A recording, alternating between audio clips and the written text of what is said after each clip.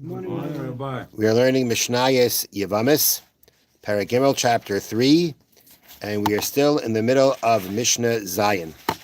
Okay, so now I'm just gonna let's take a look at today's chart, and then we'll read inside the Mishnah, because today's chart is almost exactly like yesterday's. It's just with one little change. If you remember in yesterday's case, so let's start from the beginning of the chart, okay? The top is like we had yesterday. You have three brothers. Two brothers married to two sisters, and one is married to a stranger, right? You're gonna have a big fight. And not a woman not related to the other two, right? That's the top line. That is where we started from. That's where we started from yesterday, right? Now, in yesterday's case, when we got to the second line, the one who died first was the brother one married to sister one. A brother married to a sister in yesterday's case died first. In today's case, the one who dies first is the second brother married to the stranger. That's the second row. Okay, that's today's scenario. Today's scenario is where, which is the second row, second line, is where it is the brother two married to the stranger who dies. And the story goes that when brother two married to the stranger dies, so his wife falls to Yibam, right? She can fall to Yibam, and Yibam can be done to her by any of the brothers because she's not related to any of their wives. And in our case, we just choose that it was the brother one who took her, who did Yibam on stranger. He did Yibam on her, which means at this point of time, brother one has two wives. He has one of the sisters as his wife and the non-sister as a wife. Okay? Now, then in the third line, you have brother one, he dies. So now his two wives, which is sister one and stranger, both fall to brother three. But the thing is like this. Sister one is an erva to brother three because brother three is married to her sister, right? Brother three is married to sister two, and therefore he cannot there's no yibam on sister one because she's an erva. And stranger was the tzara. She was the co-wife of sister one because they were both married to brother one at the same time. And therefore, she also goes free. There's no yibam for yibam or chalitza on any of them.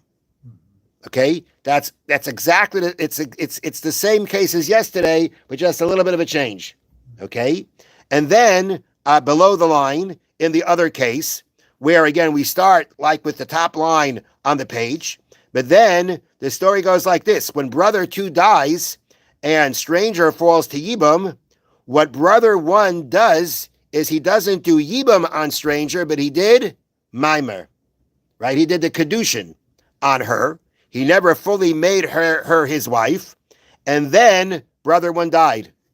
So when brother one died, sister one and stranger fell to brother three. Now sister one can't have Yibam done on brother three because she's an erva. It's his wife's sister. But stranger was never a full-fledged tzara. She was never a full-fledged co-wife. She was never a full-fledged co-wife to sister one with brother one, because brother one never did yibam on her. He only did maimer. So that's a D'Rabbanan Kiddushin. That's only a rabbinic marriage. And therefore, since it's only rabbinic marriage, she's not, according to Torah law, the co-wife of an erva, and therefore she should have yibam. Well, we don't allow actual yibam to take place on her, because since midrabbanan, according to rabbinic law, she was married, so she's like a co-wife of an erva, and therefore we don't allow brother three to do yibam on her. But brother three has to do chalitza on her, because according to Torah law, she's still bound to him for yibam. But sister one, she's scot-free. She's scot-free because she is the sister of his wife. That makes her full-fledged erva, and therefore there's no yibam on her. That's today's edition. Okay? Now, so let's get back into the Mishnah. And I think it'll be easier if we can start from the middle, just instead of getting more confused with the stories. So towards the middle of the Mishnah,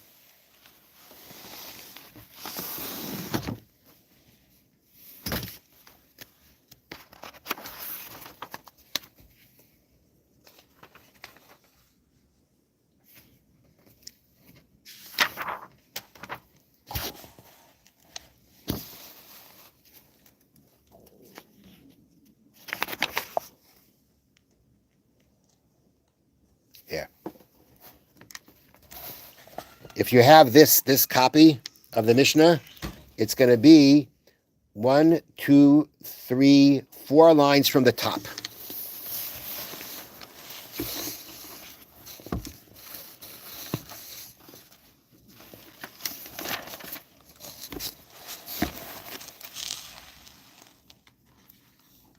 Oops. Right there. Richie, got it? We're involved, no? No, we're in Zion. I can find it. No, so I'll just show you. It's right over, it's right here, Shlosha. All right. I'm sorry. No problem. Isha, you got it? Let me show it to you. 3 brothers. You got it? Okay, fine, good. You got it. Okay. Shloisha Achim. Shnayim Eden. Okay. Shloisha Achim, 3 brothers. Shnai mehem nesuin shtei achayos, 2 of them married to 2 sisters. Vecha nasi nachris, one's married to a stranger, just like yesterday's case. Gay. Oy.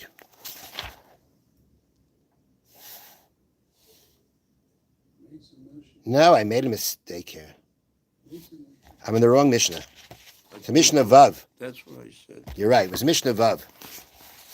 Sorry. Turn back one. Turn back a page.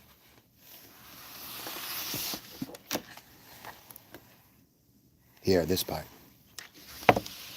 Shloisha Achim. Shnayim Eden. Middle of Vav, 6. Misha. You got it? You got it? Yeah, I'm sorry. Okay. So now, here we go. Shloisha Achim. 2 brothers. Shnai mehem nesuyim shtei achayos. 2 of them married to 2 sisters. Vecha nasi nachris. And one is married to a stranger, meaning to a woman who's not a sister to them. Okay? Now, Meis hanasi nachris.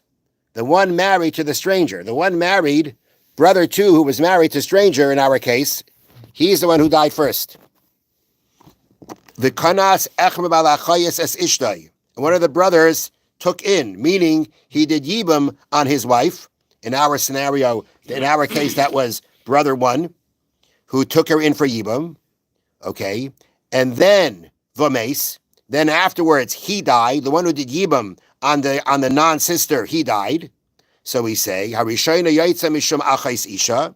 The first one is going to go out. She's going to go free because she's a sister of his wife, meaning brother 1's first wife, who is a sister of brother 3's wife, and now she falls for him to yibum. She's free.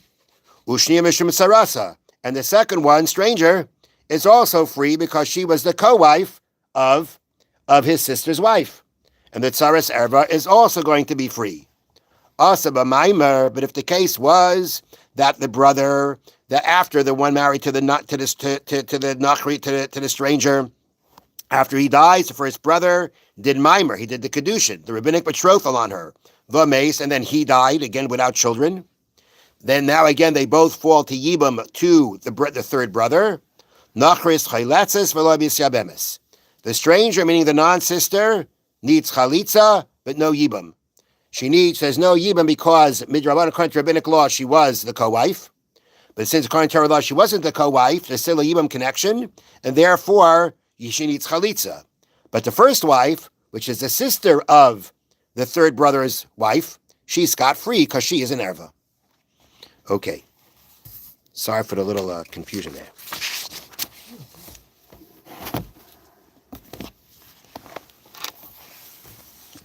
Okay.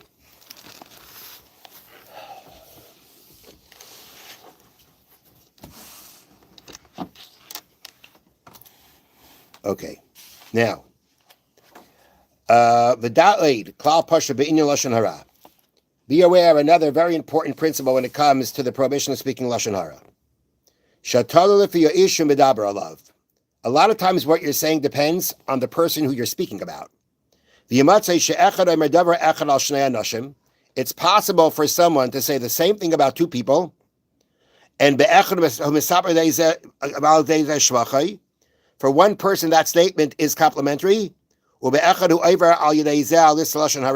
the other one it's not complimentary. it's derogatory and it would be lashon hara. V'avar davarai. So he says, I'll give you an example. Imagine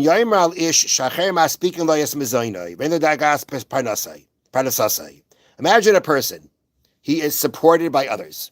He does not have any livelihood worries. No, so if he's not working, what is he doing? He doesn't need to work. What is he supposed to be doing?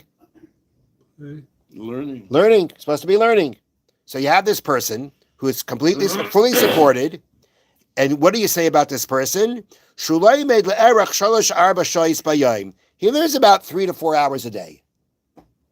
Compliment or derogatory? According to him, the guy's fully supported. That's lashon hara.